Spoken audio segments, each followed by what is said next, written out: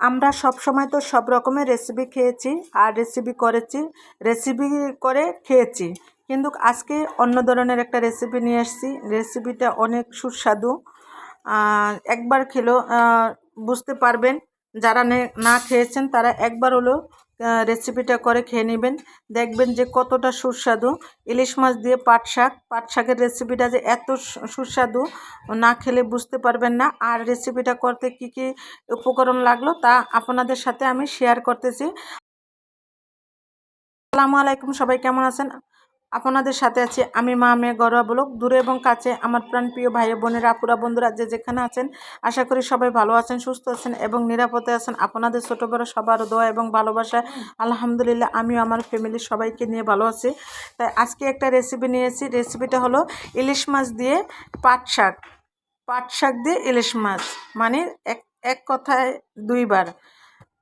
তাই ইলিশ মাছটা এখন আমি বেজে নিলাম। ইলিশ মাছটা যদি বেজে এই রেসিপিটা করেন কিন্তু অনেক স্বাদ হবে, যা বলার মতন না।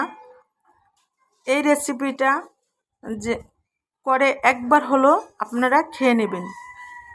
পাট শাক দিয়ে আমি রেসিপিটা করে নিলাম, সাথে ইলিশ মাছ ভাজা শেষ। ইলিশ মাছের ভাজা তেলটা আমি এখন কড়াইতে দিয়ে দিলাম। পেঁয়াজ কুচি দিলাম, কাঁচামরিচ দিলাম।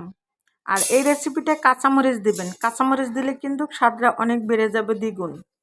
আর পেঁয়াজগুলা বেশি ভাজবো না, শুধু একটু নরম করে নিব, বাদামি কালার করব না। যে কোনো শাকের পেঁয়াজ বেশি ভাজতে হয় না।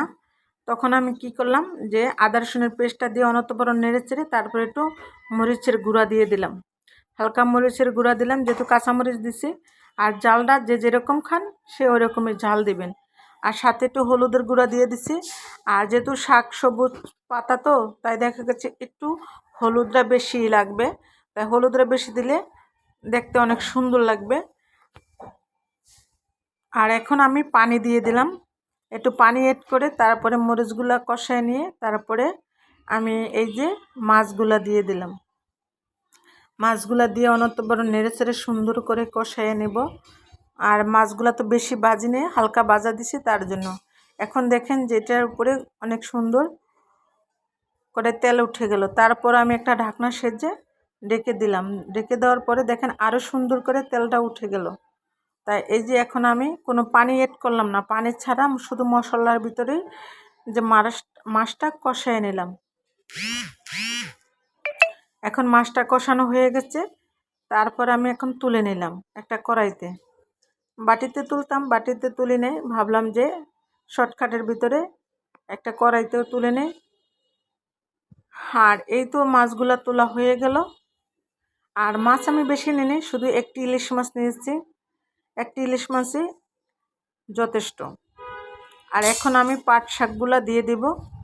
পাট শাকগুলো দিয়ে একটু কমায় নিলাম, কারণ হচ্ছে কমায় নিলাম কেরম যেন একটু অনন্তবার নড়াচড়া দিয়ে এই যে দেখেন এখন শাকগুলো কমায় তারপর বাকি শাকগুলো আমি এখন দিয়ে দিলাম। অনন্তবরণ নেড়ে চেড়ে তারপরে দেখা গেছে যদি শাকটা দিয়ে দিই তাহলে কড়াইটাতে আমার আটবে, আর তা নাহলে কিন্তু কড়াইতে একদম বেশি হয়ে যাবে। আর আমি ছোট্ট একটা কড়াই নিচ্ছি তার জন্য আর কি বেশি। আর শাক তো মিলে যাবে, তাই মিলে গেলে তো কমেই যাবে।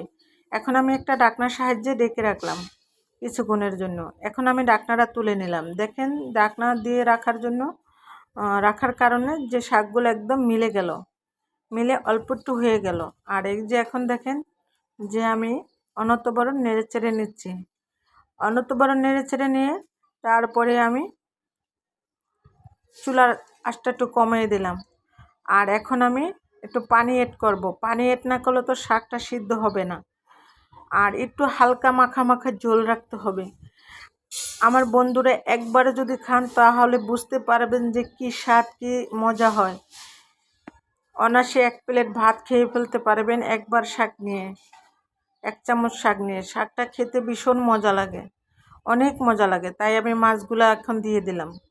মাছগুলা দিয়ে অনতবরণ নেড়ে চেড়ে তারপরে আমি নেব মাছগুলা শাকের সাথে মিক্স করে নেব।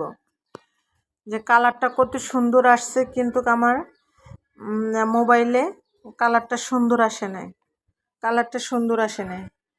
তাই আমি এখন একটা ঢাকনা দিয়ে ঢেকে নিলাম, তাই ঢাকনাটা তুলে নিলাম। কালারটা সাদা সাদা দেখা যাচ্ছে, হলুদটা কিন্তু অনেকটা সুন্দরই, মানে বাস্তবে কালারটা অনেক সুন্দর হয়েছে।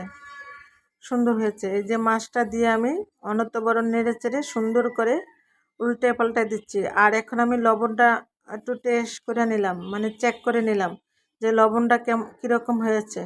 লবণটা চেক করে নিলাম, দেখলাম যে লবণটা হয়েছে। এই তো আমার রান্নাটা শেষ। এখন শেষ পর্যায়ে রান্নাটা বলতে শেষ করে নিয়ে ডাইনিং টেবিলে শাকের কড়াইটা রাখলাম, রেখে তারপরও আপনাদের সাথে একটু শেয়ার করতেছিলাম। তাই কেমন লাগলো বন্ধুরা? তা সবাই ভালো থাকবেন, সুস্থ থাকবেন। আল্লাহ হাফেজ, আসসালামু আলাইকুম।